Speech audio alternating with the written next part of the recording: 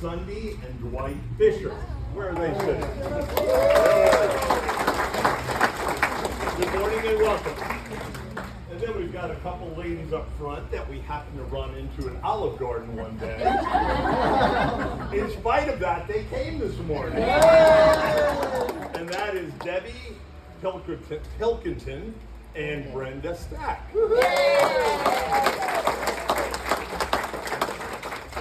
They are all from the Greensboro area, so thank you for making the long drive. Well, glad to have you with us this morning. And we're going to get started here. So we've got some birthdays. So to begin with, there was one that was missed last Sunday. You know, Skip. Anyway, I don't know if he's here this morning. Ben Womack. So to see Ben, I'm elated to have you. He's mad because he wasn't mentioned. And I've got a bunch to go through because we will not be meeting next Sunday. So we're going to have a combined worship service at 9:30, so there will not be any Exhorters class next week, except if we meet in the same time. So if you, I'm going to go through the birthdays for this week as well as next week, which Skip touched on as well.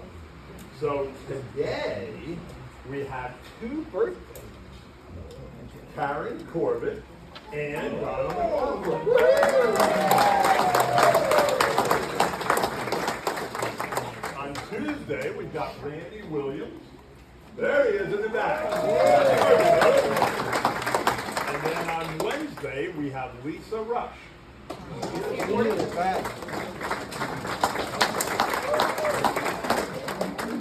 Okay, then moving into next week, we've got a bunch. On Monday, the 3rd, we have Susan McKinney. I didn't see her this morning. So, Susan will be turning, what's that? 39. 42. And Tuesday of next week, we have our nation's birthday. That's much older than 36. And Becky Dolinger, who is on the Brazil trip.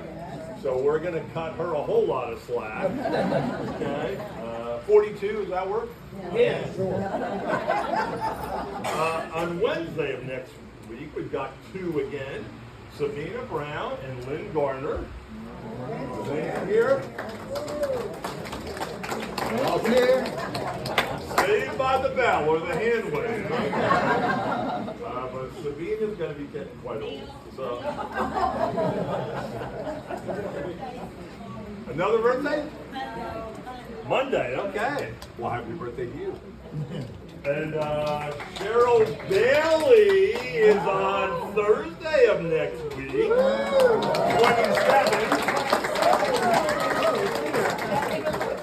And Jim Heilborn is the same day. And I don't think he's in here this morning. They're out of town. They're out of town. Okay, no excuse. I'll just take him up to about 75. And then we got George Matthews ending the week on Friday. And since George has lunch at his house every week, he's only getting 21. All right. You man!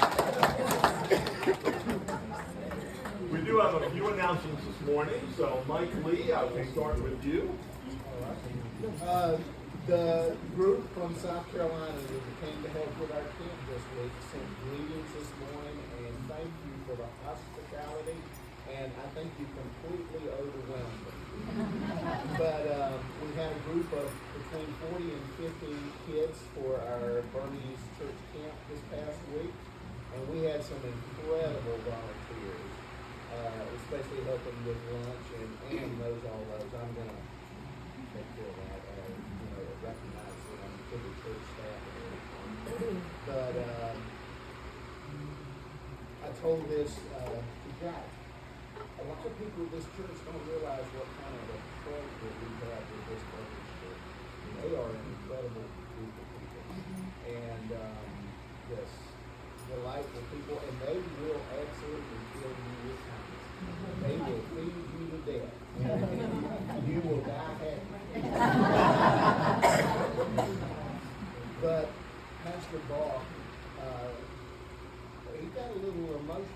said, he told me the other day, he said, I've been praying for 12 years that somebody would do something like this for our kids. And I'm not taking any credit for it.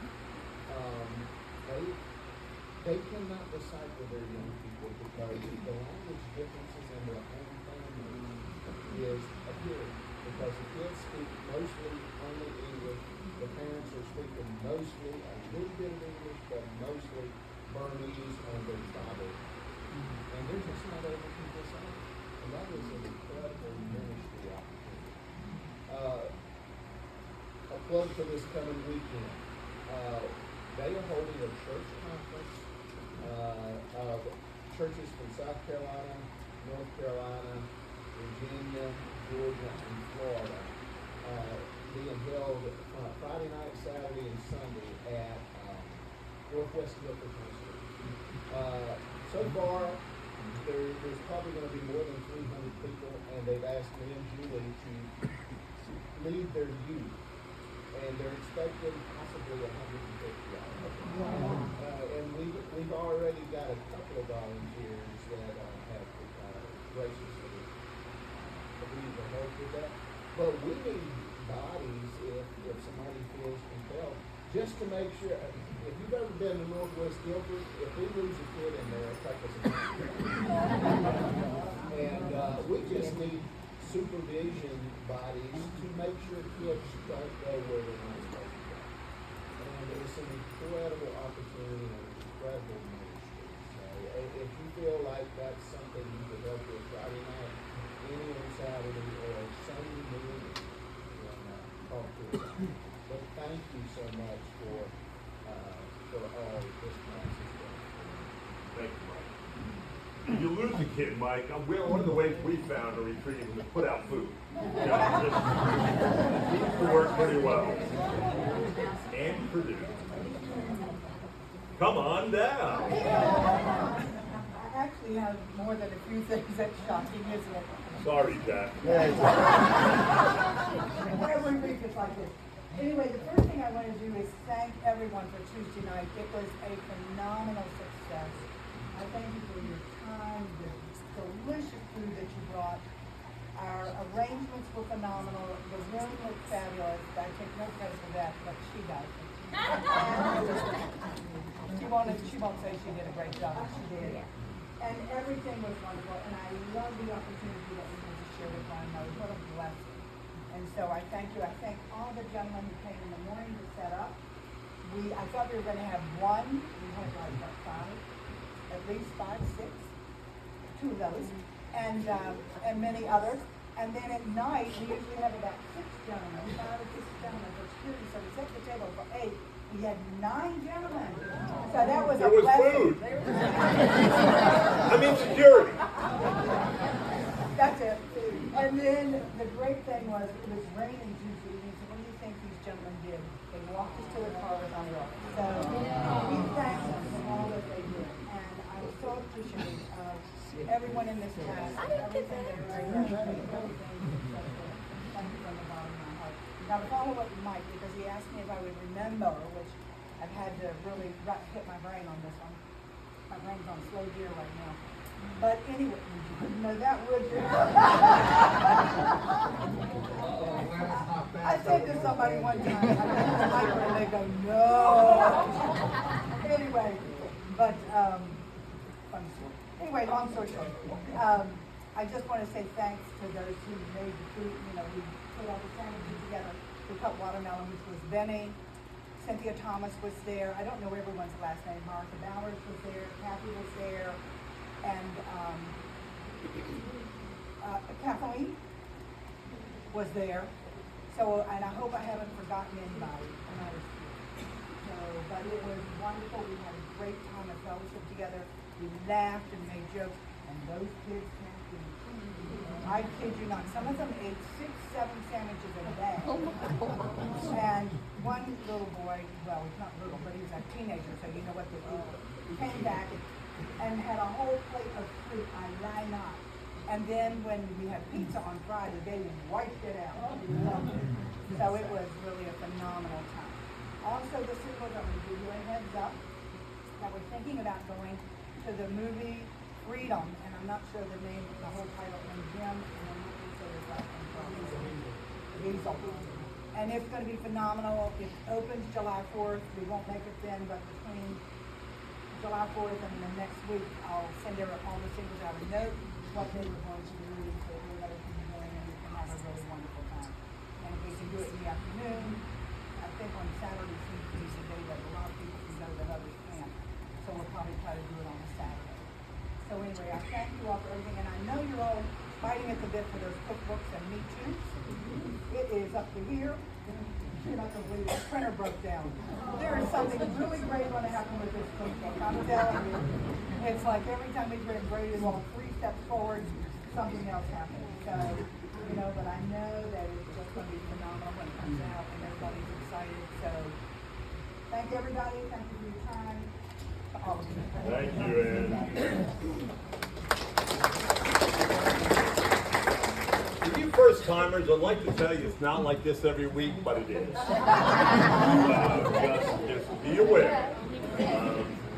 So a couple quick announcements up here. As you can see, we've got the July 4th celebration coming up. And the address for the Pinnocks is right there. And Dennis wants to make a quick announcement about that. Brother, please. All right, for the ones that wasn't here last week, we are gonna have anyone that wants to bring a dessert. We've got 5 judges, that none of them are part of our class. They're gonna judge the dessert. You will get a blue ribbon, and you will get a certificate that you are the winner of the class. You can proudly show everyone for the next year, you stand on the top of the podium. And for the ones that, like Mike, Ashley, people that need help, George, y'all are welcome too. We're gonna drive all the way up to the house. We'll have a place for them to park. Everyone else, there'll be someone at the gate when you come in, showing you and helping you park. We'll have a shuttle running back and forth up there to shoot back to the house, bringing you back and forth to the car to the house. And then please bring your lawn chairs, because this guy's gonna have us a phenomenal fireworks show at 9 o'clock. And we'll take you all back up to the front so you can look at all the fireworks looking over the pond. And then you'll be up where the cars are parked. So that way, as soon as the fireworks is over with, you've already gotten all your stuff. You can get in your cars and have a good night. Any questions or anything, I'll be glad to answer them. And you need some help with setup ahead of time, Dennis? 3 o'clock. Okay. Anybody that wants to come and help to set up, just be there at 3. It actually starts at 4 o'clock. We will start eating somewhere around 4:30 to 5 o'clock. And we got several activities planned for you. You can just sit around, socialize, or you can be a part of the activities as well. Just don't mess with your wife's fish. Well, she said we can't fish that day because there are going to be some water activities. We got kayaks, we got paddle boats. If anybody wants to get out there and have fun, it's got a big float that holds 6 people. We can go around having fun. It's gonna be a fun time. The main thing that we are going to focus on is the cross that we had out there in October. We're putting that cross back out. If anybody, we got the Sarty Peanuts, if you have any family member, any neighbor, any co-worker, anyone in your life that's lost, please put their name on that cross. Because we're going to gather around that cross, and I'm telling you, we're going to pray. We're going to beg God to prepare their heart and use us in a way like He's never used us before to reach these people. My heart is broken for the lost. And so that's going to be the main thing that we're going to focus on, as well as we'll put all of our prayers in a circle, and we'll have an opportunity to pray for one another during this day. Thank you, brother. Thank you for hosting it too. A lot of work goes into that, time and expense. you have no idea how much I'm gonna miss not being there. I'm getting the fireworks set up, but we had already planned a family trip to Florida. Florida in July. Yeah, I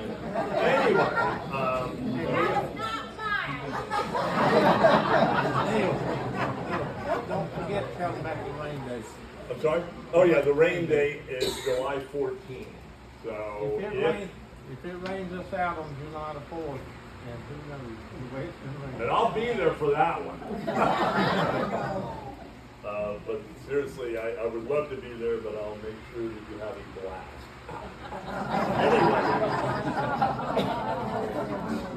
So right before I pray, I did want to share a prayer concern for the Brazil trip.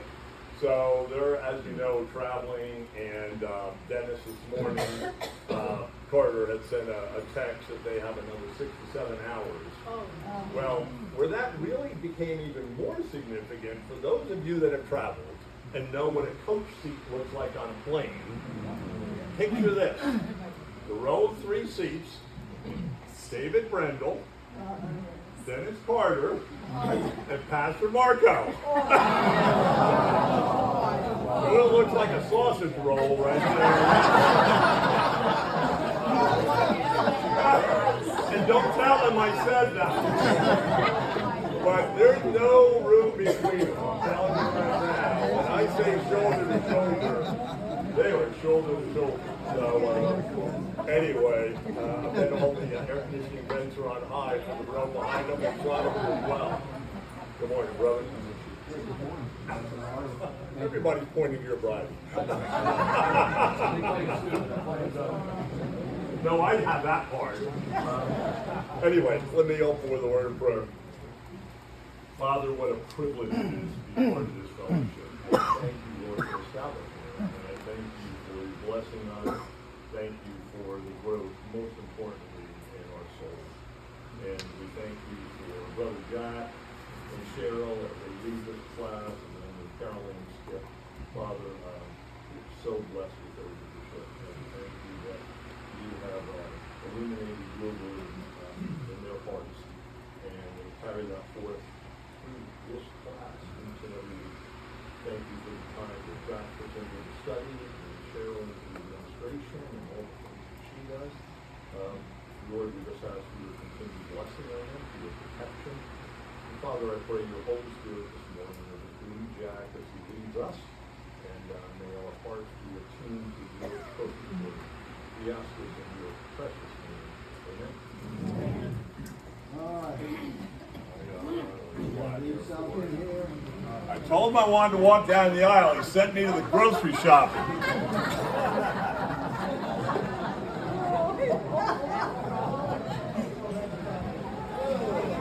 Sausage roll. That's it. And let me tell you, this is loud, isn't it? I'm taking it down. It's a new mic, so we're working here. He told me, he said, don't touch it. Lady, don't touch it. Well, it's right, I can kind of like barely see it. And he's like, don't think about the elephant in the room, you know, type thing. By the way, Cheryl is recording this, and sausage roll is being recorded. And it can and probably will be used against you. I do know how to edit video. Thanks for all you do, man. All right, you guys ready? Let's get into the word. If you're visiting with us this morning, bless your heart, hang with us. We are on this journey on understanding our what? Trials. Okay, so let's just do a little bit of a review. And then we're going to get into some real challenging topics. But anyway, a trial is different from being disciplined. What is being disciplined? You did something wrong. That's sin in your life. A trial, what's the purpose of a trial? Make it stronger. To grow us into a more intimate relationship with God, our Father, Jesus, and the Holy Spirit. Now, if you think about that, that trial is not only for your benefit, but it's also for benefits of other people probably down the road. And so, trials are considered, when they hit, we examine ourselves and go, do we think, you make me really nervous. I'm trying to get to you to tweak the button. All right, where I can barely see it. Thank you very much.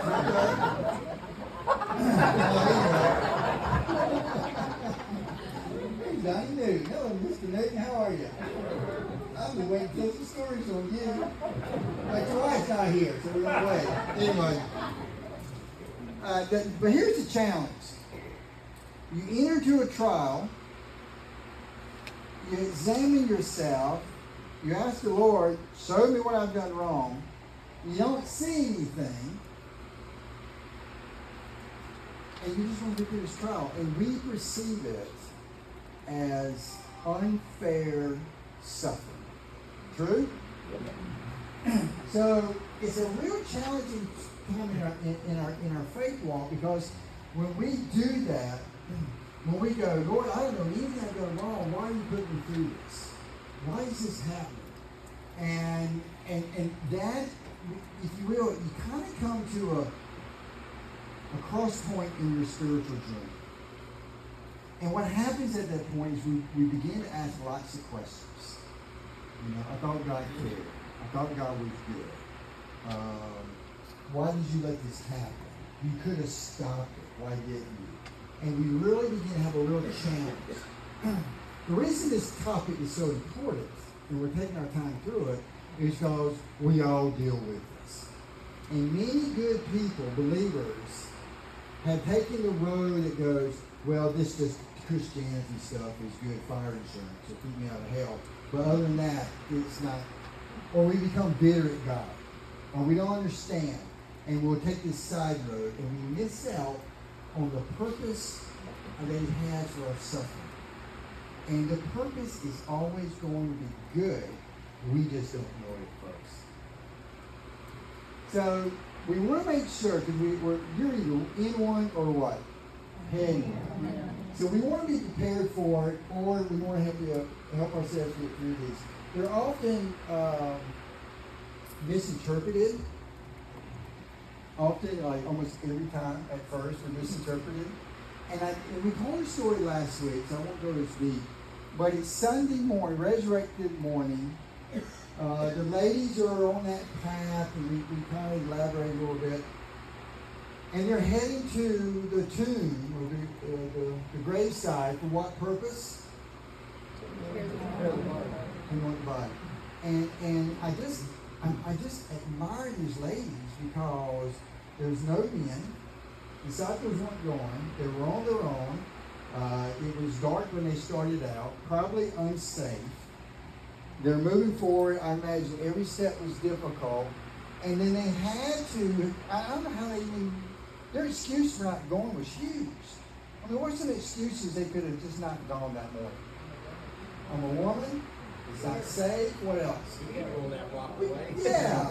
That stone weighs thousands of pounds. How are we going to do it? What else? Well, the army's there, it's not going to allow us to get They're guarding it. They're not going to let them in. And so I'm just amazed that they even went through that. And there is no hope. It's not like, hey, let's go see the resurrected Christ.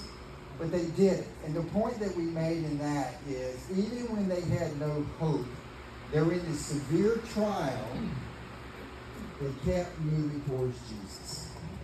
And in our trials, we've got to do that. Because we can become very bitter, and we can just walk away from Him and His Word. And that's exactly how the enemy wants to take what God meant for good and use it against us. But the cool thing about these ladies is, we'll fast forward, but we spot them, we can now see them outside the tomb, weeping. Now it wasn't, it was bad enough, everything that happened from Friday to this point, but now they stole the body. Wouldn't they just leave the body alone? Wouldn't they just let us do what we needed to do to at least honor the body? And it's gone. And they're weeping. What they didn't understand was, what they thought was absolutely horrible was getting ready to turn into the greatest event in mankind. What they didn't understand was the grief that they were dealing with was an alternative to the greatest joy they could ever experience. And that's how we're in our trials. If we respond correctly to the trials, good things will come out of it. But it's not easy. It is a battle. After we get through this subject, we're going to go into spiritual warfare. Yay! I want to get back to that grace teaching. But it's important to understand. Yes, sir. Yes,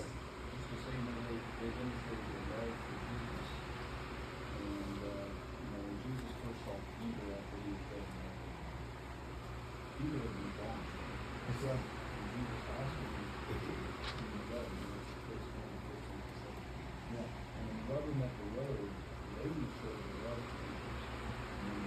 That's exactly right.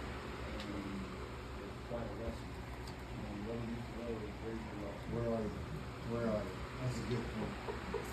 So, your greatest blessings often come disguised as disasters at first. And they do. Yeah, we're not going to take the time, but probably everyone has a story of a certain degree that when that Friday for you hit, that day they crucified Christ, the day that you felt like you were being crucified in that trial, you felt this is disastrous. I will not recover from this. But for those who made it through, some came good. So we mentioned a young lady. What was her name? I was going to say Joan, but Joan. And we're going to look at a statement that was given to her, but does anyone, I want to ask that question. Johnny, really quick, was a teenage girl, dove into a pool, became paralyzed from the neck down, a believer, not living in sin, no apparent, discipline going on. And so she obviously has lots of questions and doubt and those types of things. And she asked those same questions. Oh, you got it up there. Cool. He's good. I didn't even tell him we were going to start there. And here it is. Now, and you know what? You could put your name up there in some of your times in some of these same similar questions. I always thought God was good. But here I am, a white quadriplegic, sitting in a wheelchair, feeling more like his enemy than his child. Did he want to stop the accident? Could he? Was it even there? Maybe the devil's there instead. She's at that crossroad. I'm right in the middle of this.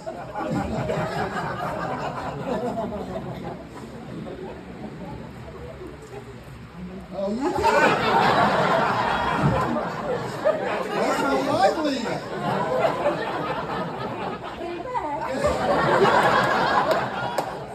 Amazing how fast repentance can occur. Can I like for somebody today?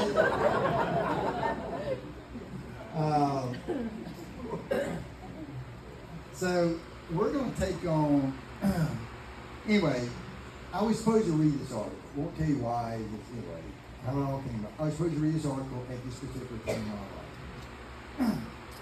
And she wrote it, and she's during this trial she was in, she had somebody walking with her through that. And the guy made a statement, a 10-word statement. And it's an incredible statement, but it will scare the living daylights out of it. Okay? God permits what he hates to accomplish what he loves. Wow. That's tough. That's almost a dangerous statement. The reason it's dangerous is if you get the first part, but you never get through the rest of it, you're in trouble spiritually. If you only get to the point that God, if you translate the first part, God uses what he hates in my life, and you stop there, you're in trouble. There will be a serious faith crisis. So, as I described last week, it's like rock climbing, if you will. And so when you're rock climbing, the rock is this close to you. And it's a tough climb. And you're always looking for the next grip. Okay? It's like the very next step. And the temptation often is to stop. Now the problem with stopping in the middle of a rock climb is it's a dangerous place to be. Because then if you're not in a position where you can repel, you got to climb down, which is more dangerous than climbing up. Okay? And so we're going to climb this rock. And like a rock climber always sees the stone and the bad stuff in front of us, and we're looking for the very next grip. The very next grip for me during the trial is, what's the next word? What's the next word from God I can get? I need a next one. I need that encouragement. I need some answers if you'll give it to me. And so we're going to take one. It's like taking that very next step, that very next grip. But if you don't quit, what's the reward for rock climbing? And what's the perspective from the top? It's an amazing view. It is. It's no longer the stone, the rock, the hard part is in front of you. But now because we climbed the top and we got this, we now have a totally different perspective, and it's beautiful. And we'll begin to understand better why God uses what he hates to accomplish, or God permits what he hates to accomplish what he loves in our lives. And so the Lord has a really cool way of directing us in our lives. And we're not going to get to today because I'm not ready for it. I'm not prepared enough. But there's a particular passage that maybe the next time we get together, because that's what we get today. And he does this. It's a passage that it never came to my mind. And some clients of mine, that you know, every time I visit them, they're an older couple, every time I visit them, they give me articles, Christian articles, you know, because we love talking about the Lord.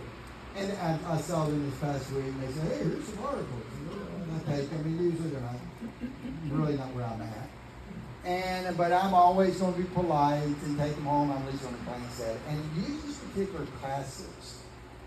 And I was, well, I hadn't even thought about that passage. Talking about our trials we go through. That's pretty cool. And so I went, well, maybe I'll just go read it. And I read the passage, and the Lord started to give me some insights and thoughts. This is cool. And then I'm listening to some Christian television. And out of the blue, guess what the topic is? It's that passage. And so I'm going back and reading it again. I'm meditating, get some more stuff out of it. And then I run across another article. That same passage. So it's coming. But not today. Well, he's got the same thing in the passage where you go to. 3 weeks ago, I was talking to a pastor, and he brought up the book of Lamentations. How many of you just love the book of Lamentations? Okay? How many of you can quote anything from Lamentations? All right. I can't remember. I know I read it. I can't remember if we ever talked about it. He brought Lamentations, and I'm kind of like listening, like, okay. And I mentioned it 2 weeks ago. I was reading something, it came up again. Last week, if you're paying attention, what was the passage Chad used? Lamentations. What a good guess. Okay, well, anyway. So Lamentations, we're going to spend some time in it. And we're going to glean some things from this. Now, I'm going to tell you, if you're not used to this type of thinking, it will be challenging. But if you make it to the top on this rock climber we're on, it's going to give you a lot of encouragement and a different perspective for the trials that you're going through or will be going through. So let's look at Lamentations chapter 3. It says this: though he brings grief, he also shows compassion because of the greatness of his unfailing love. For he does not enjoy hurting people or causing them sorrow. Who can command things to happen without the Lord's permission? Does not the Most High send both calamity and good? You're not going to memorize that one, right? But it's loaded. Based on that, who brings grief and sorrow into your life?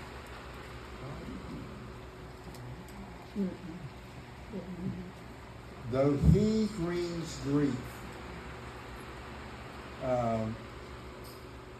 for he does not enjoy hurting people or causing them sorrow. Now that doesn't sound like the grace teaching that I love to do. Does it? No, you go, wait, time out. I don't like this subject. That's not my Father. And the answer is, yeah, it is. He brings grief, he brings sorrow, he brings hurt. Does he get a kick out of it? Does he enjoy doing that? No, because if you look at verse 33, for he does not enjoy doing these things. Matter of fact, in the grief that he brings on us, what does it say in verse 32? He also does what? Shows compassion because of what?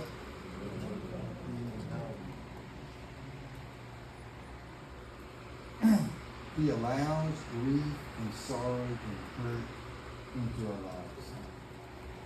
Remember, he permits what he hates to accomplish what he loves. Okay, so here, help me out. Give me some examples in the Bible that statement is true. Where in the Bible did he use what he hates to bring grief and sorrow and hurt into, if you will, his people? Joe. Cross, hang on that one, because we're going to really tackle that one, but that's the ultimate one. Joe, hang on to that one. Put that on the shelf. We're going to get to Joe in a little bit. Children of Israel, they're leaving Egypt, that whole journey. That's tough, wasn't it? And did they not fight? Did God not send the enemy to whoop up on? Yes. He did. The enemy, he allowed the enemy to have some success under Israel. What? You think he enjoyed doing that? No. What else? There's lots of examples. What's that? Abraham? Right. Right. Had to be tough. He didn't like it. What else? And Adam and Eve. Yeah, he allowed that temptation to be there. He allowed Satan to be there. He hated that. He hated doing that. David. What time about David? Absolutely. Joseph, yeah, absolutely. Olivia. Sometimes I wonder that The Holocaust. Okay. Oh, wow. Yeah. Did you? Yeah. we can blame Hitler, but the Lord allowed it. He permitted that. Absolutely. Mike. Hi, Jack. I'm back. We missed you. How about the fact that the Father allowed his son to take the sin of his own? Hang on to it, because we're going to get to that one. Diane brought that one up, but yeah, that's the big one. We're going to talk about that one. I wrote down some more, a little bit more where we live at sometimes. The death of Lazarus. Yeah. Do you think he enjoyed those sisters mourning and struggling? He hated that. I really believe, we get different answers, but when Jesus showed up, he did what? The shortest verse in the Bible. Memorize that when you're good for the week. Okay. Check that out. You're really listening. Okay. I'm convinced the reason he wept. Some people say, well, he wept because of their, they just didn't have enough faith. Really? Come on. I think he wept because he knew the sorrow that he brought, but the grief he brought on them brought grief on him. It broke his heart to do it to him. Yes, Lord. I was just going to say, I think it's so sad. Oh, wow. Yeah, I didn't write that one down. Yeah, John the Baptist being beheaded. He hated that. How about the man born blind? He did a kick on making that guy blind. He hated it. I mean, he knew that guy was going to go through, all the difficulties of just being blind, and begging just to survive. But do you think he overheard people talking? Because back in that day, if you were blind, what was the reason? You had some sin, or your parents had some sin in your life. Do you think he heard all that?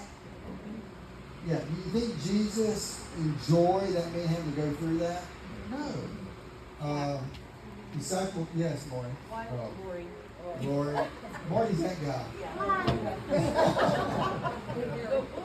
Okay, so God allowed it because He allowed it, but why did He allow it for so long? Why do you allow it so long? Because he's God. And he knows what's best. And I don't know. How about the disciples in the boat? Do you think he loved when the boys were all stressed out and anxious and scared to death? Do you think he's going, oh, this is great stuff? He hated. I think he hated putting them through that anxiety. Yes, ma'am.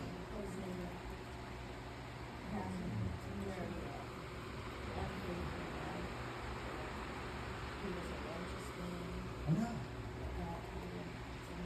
Try to explain that one. You think he hated putting Hosea through that?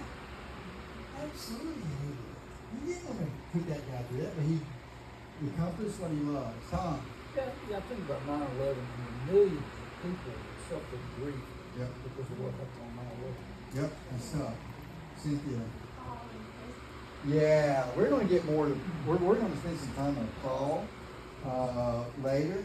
But if you look at Paul's life and the stuff he went through, man alive, it was tough. You think God loved doing that to that guy? Nope, I don't think so. Even to the point, even this little example of his thorn in the flesh, which we don't know what it was. And Paul begged for God to remove it. And God says, nope, I hate it. I hate we're going through this, but I'm going to love what it's going to do in your life. And he did that. Okay, those are physical stuff. Okay? Let's make it a little bit, let's step up the critical thinking, if you will, of this. How about the spiritual stuff? How about the man who was possessed with a legion of demons? How much it was a legion? Between 3,000 and 6,000. It is a lot, okay? Do you think he enjoyed allowing those demons to consume that man and put him through what he was going through? No, he didn't. He permitted what he hates to accomplish what he loves. And he does the same thing in our lives.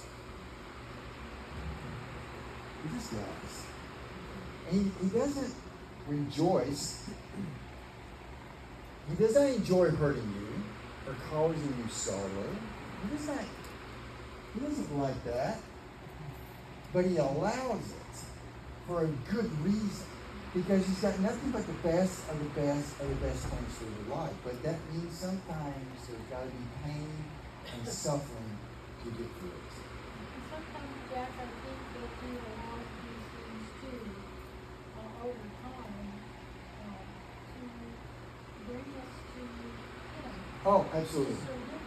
Absolutely. So realizing what He is, and it takes a long time for some people to humble themselves before the Lord, believe that He is okay, and He is just, and suffering is just Yeah, ultimately, there's going to be a lot of different purposes, but the ultimate purpose is to bring us into a closer, intimate relationship with Him. And He loves that. Yes, George. I think the key word in all of that is dependence. Oh, yeah. It is dependence because we trust and depend on what we see. Oh, yeah. And this life that He's given us is purely spiritual. That's right. And so He has to get our mind off from the physical and put it on the spiritual. Yeah. That's the way He does it. Yep, exactly right. So, He's willing to take the risk of us complaining and griping and accusing Him and trying to disconnect from Him. He's willing to do it because He knows what the results will be at the end. So, you mentioned Job. Well, when I say Job, when we mention trials and unjust suffering, we automatically think of Job. Here's the point, and we're going to spend just a little bit of time on Job's life. Just a little bit. But here's the point. God, listen, this is a real thin line. God permits suffering, but doesn't necessarily do it. Amen. You understand? Yes. He will allow it, but it doesn't mean he brings it. Amen. Big line, gotta get over that one. Yes, sir. Can you talk about the difference sometimes between God's will versus our own free will? Yeah, and even inside of free will, God, there are certain things God makes happen. There are certain things that gives us the free will to choose. And even if we choose wrongly, as Adam and Eve did, he always provided a way to get things right again. Even when we mess up. Because as all things work together for good, for those who love and are called to purpose. Even the things that I mess up on, there's this thing called confessing and repenting, and the return of that joy that we were talking about. By the way, in all these trials,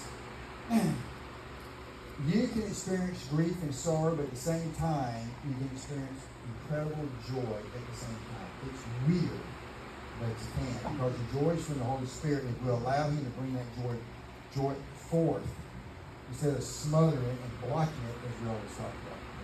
So, case in point, God permits thoughts of suffering and things like that. He permits it, but he doesn't necessarily bring it. Job's a good example. So, Job, chapter 1. There once was a man named Job. You're going to hear that. What do you think about? Beverly Hillbillies. What was the man named Jed? Okay, just me. I don't know why, but I get that. Trying to stay fed. Can y'all see that? No, we're not going to do that. It's amazing what you quote. It's like, how many you can still do a quarter pounder or we still do it. That was like in the 70s. Food. It's all about food. Hey, get spiritual. We're talking about spiritual stories. Okay. There once was a man named Job who lived in the land of Uz. He was what? Blameless. A man of complete integrity. He feared God and he stayed away from evil. What kind of man was he? Blameless. Complete integrity, fear God, and stay away from evil. What did he do to cause what's getting ready to happen? Not a thing. Now, some people, I have heard, yes it is, it's a trial. Some people I've heard say, oh, Job had a lot of pride. That's the issue. Because he was highly successful, had a great family, everything was going wonderful. And the way he talked to God, if you read through Job, and get to the end, don't stop in the middle. As you read through Job, he challenges God. Well, where do you live? And I don't think that's a sign of pride, because that's what some people say. What did we just read? He was blameless, complete integrity, feared God, and stay away from evil. I don't think he had that pride over. I think God says, I'm going to put you through a very difficult trial. Because good things will come out of it, and we'll get to that in a little bit, but I'm just going to do it. Who permitted this suffering? Well, look at verse 8. Then the Lord asked Satan, have you noticed my servant Job? He's the finest man on the earth. He is what? Blameless, a man of complete integrity. He fears God and stays away from evil. So who initiates this? And what has Job done? Verse 12. You know, Jack, there is something that goes back there. That was good, love. I mean, the reality is, when you are sold out and you love God, that it's kind of a little bit of a weird thinking here, but the reality is, Job was God's centerpiece, if you will. Yep. And when you look at it, we are God's centerpiece. We were bought with a price. So we're not our own. So God has the ability to do what he wants. So when you're the centerpiece on that, you let that centerpiece kind of shine a little bit. And he did. Yep. You're safe. It wasn't it Job that even prayed for his children's forgiveness when they were parted? Yeah. I mean, The offered he was sacrifice. going before them. He was an awesome dude. Awesome. Okay. Yeah, there's a statement I wrote out. I didn't write out in here in my personal time. I wrote out a statement, and I'll try to remember to read it next time. So look at verse 12. God initiates this, and in verse 12 he goes, all right, this is God talking, all right, you may test him. Lord says, say, do whatever you want with everything he possessed, but don't harm him physically. So he gets these Satan's rule. So Satan left the Lord's presence. Who gives the permission?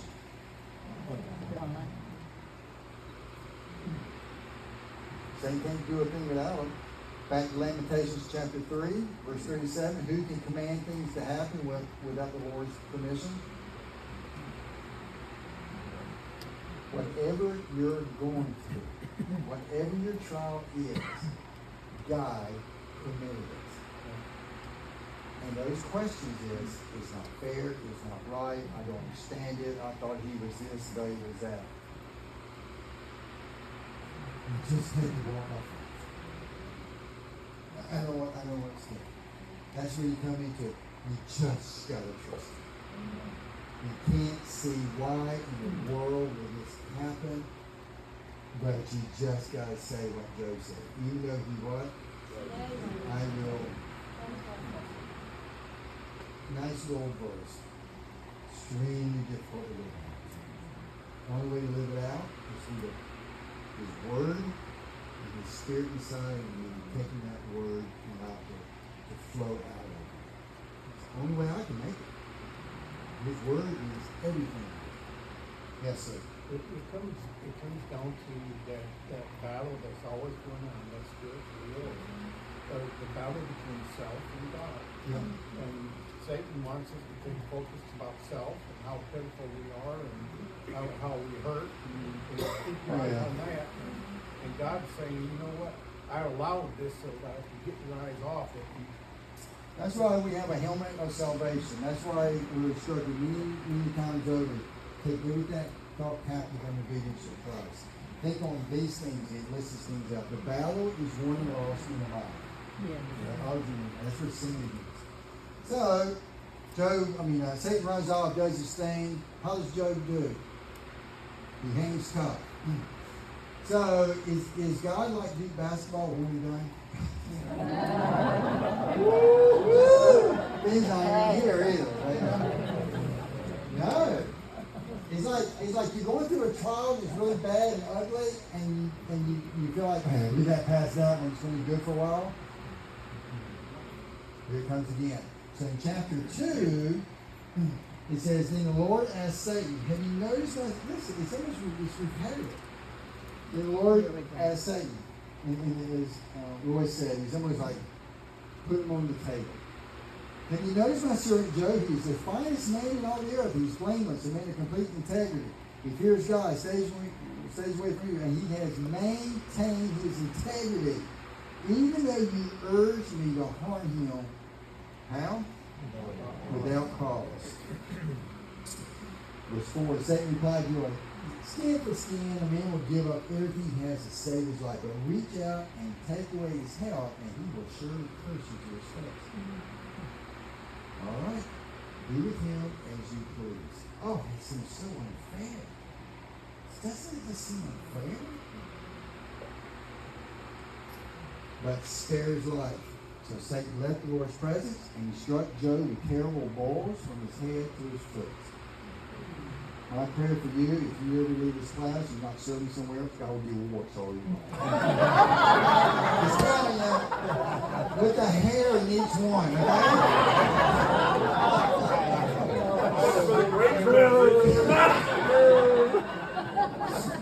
This is so much for grace. So, you try to imagine this. You've been there. Joe's sitting by in the ashes. He's got mold all over his body. We won't go into the nasty part of it. He's scraping him with a stone or something like that. It's nasty. Did his father enjoy watching it? No. He did not. What's the word we use when we read God gives permission, or no one brings calamity? What's the word when we describe God? Sovereign. What does sovereign mean? All authority. I'll actually look it up, and it says supreme ruler, completely in control. Either we believe God is sovereign, even in our trials, even in things that make no sense, even when it's spiritual warfare. He's sovereign. Don't like it. But he is. But he always shows, compassion and unfailing love. Don't ever forget that. So how is this statement, God permits what he hates to accomplish what he loves? You know the rest of the story of Job. How did that work out? He didn't like doing all that to Job. He didn't like allowing all that to happen. But what ended up being what he loved? He allowed this to happen for what he loved. What did he love? What came out of Job's story? You know what? New family with the same wife.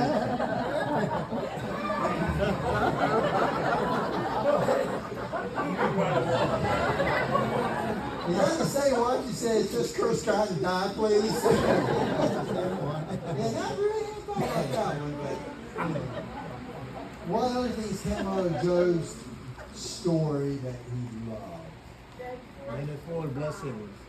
Job 42:5. Who can quote Job 42:5?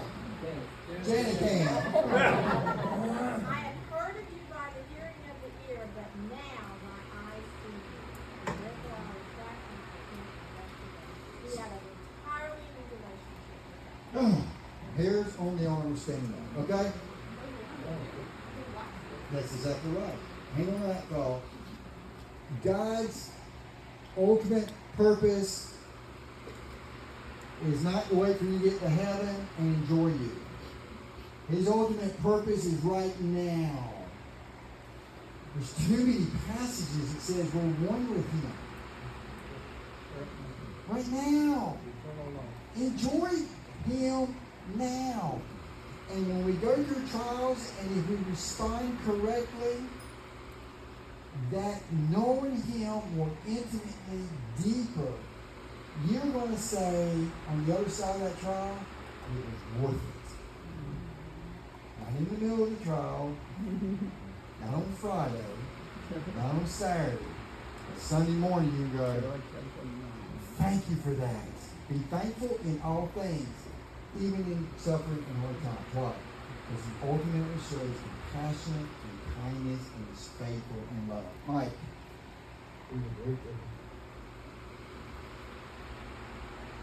Great little training that I love so much with it, which expresses the church. And it's that God is most glorified in me, and I think it's great in this situation. When I'm most satisfied in him.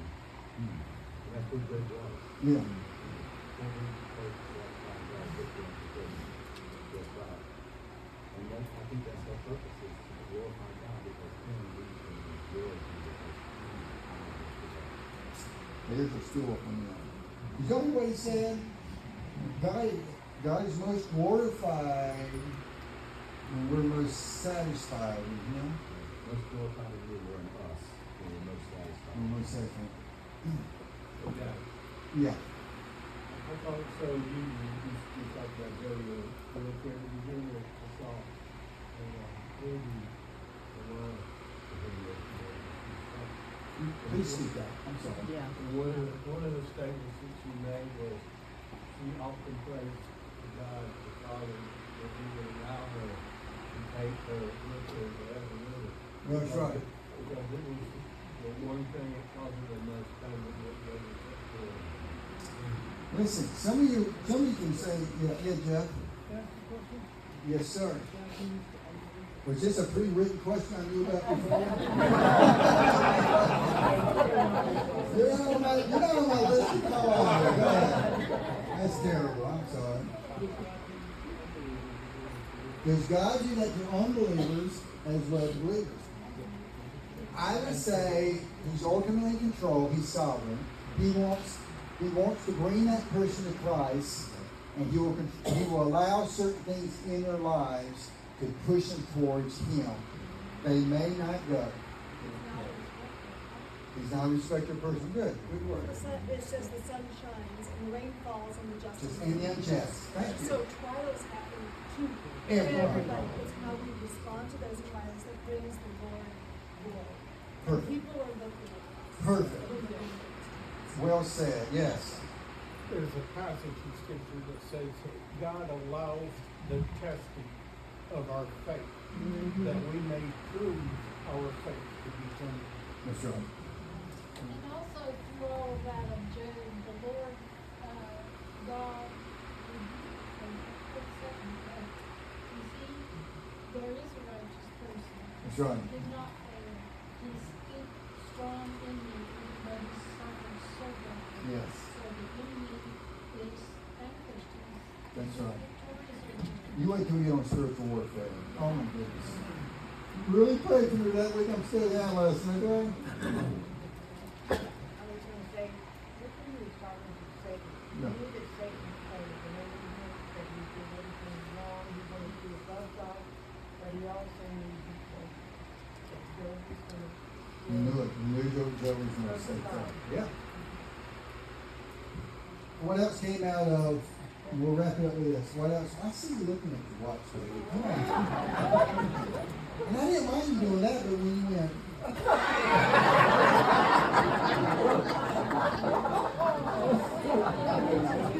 Just give him a. that too. You ought to see the looks I get, guys. Oh, okay. You know, I think a lot of trials that we go through, one of the best things that we get out of those trials is the fact that we'll see a brother having a similar situation, and we can empathize with it. Because after all, there's nothing new under the sun. That's right. Yes. But after the beginning of the class, everybody told me in the Yeah. You're reading, you're not quoting. it says, I found, the Lord, great is His faithfulness, His Yes. mercies are new every morning. Thank you. That's, yes. Great faithfulness. So real quick, man, all right, anyway. I'm enjoying it. I'm enjoying it. I'm going to think about it. Anyway. What else came out of Job's suffering? What other good things? The best, most important was that oneness. He really got to know God. If you look back, he said it was worth it if nothing else than that. And I know some of your stories, and I won't repeat them because but some of you have said to me when you went through terrible trials, it was worth it. And even Cheryl and I, some of our stories were it was horrible, some things we went through. Never want to go through it again, but spiritually it was worth it. Okay? What else came out of Job's story that was good? Twice as much. That's exactly right. All his friends were talking negative about him, he saw God work. That's right. So God work. How about us? Millions of people later read the story of Job, and we can use him as an example, and we look at all the different, there's lots of principles in there. You know, principle how he dealt with God, how God dealt with him, his friends, and his wife, and anyway, there's lots of principles. So at the end of a trial, if you go back to the disciples that were on the boat during a storm and Jesus walked out to them or stopped the wind, or Lazarus being resurrected and all the other things, if we could go back and ask those people, was it worth the grief and the sorrow to experience what you ended up with? And everyone would say what? Yes. Now, are you asking when it's Friday or Saturday? What would they say? No. It's like us. And that's where it comes into trust. I don't, like those ladies walking through the tomb, I do not see how this is going to work out. I have no hope, but I'm just going to have to trust and faith. And he is well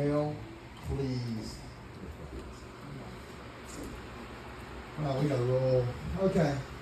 Greg always sitting on the wall like this. Okay. 2 weeks, now here next week. We're going to talk about the cross, what God hated and permitted, for come to a love, and there's some cool things there. And then, Lord willing, I'm going to get to that passage I told you earlier. I'm going to really work on that for a while. Can you tell us what this is? No. No, yeah. It's going to be, okay. Acts 27, and moving into Acts chapter 28. It's Paul's shipwreck, but it's more than just a shipwreck. It's just so much stuff in there that I have never seen before. Never seen it before, and it never dawned on me. Until you're in the trial, you won't see certain things. But when you need it, it's there. It's awesome. All right, are we good? I told you it's crazy in here, okay? But good people. Good people. All right. Prayer request to Cheryl about 4 o'clock. If you don't have Cheryl's email, Cheryl raise your hand. Also, Exhorters@yahoo.com. do what? Exhorters@yahoo.com. Exhorters@yahoo.com. I'm sorry, I can't hear you. Translation at New Living. Translation. All right, we good? Love you guys. Don't stop this climb with me. We're going to get to the top, and it's going to be well worth it. And we're getting pretty close to it, okay? Lord, thank you. Even when you tell us to give thanks in all things, we can only do that if we trust you. And the way we're going to trust you is through your word, just spending intimate time with you, not just speaking to you, but listening. And then looking back, how you got us through trials that we thought was disastrous and was all over with, and how you came through. Lord, grow us in that. Do not let us waste the pain and suffering you put us through. May those good things that you want to come out of it, may we respond in such a way that we do see those, and that Christ is glorified through our lives. In Christ's name, amen. Sorry. It's their fault.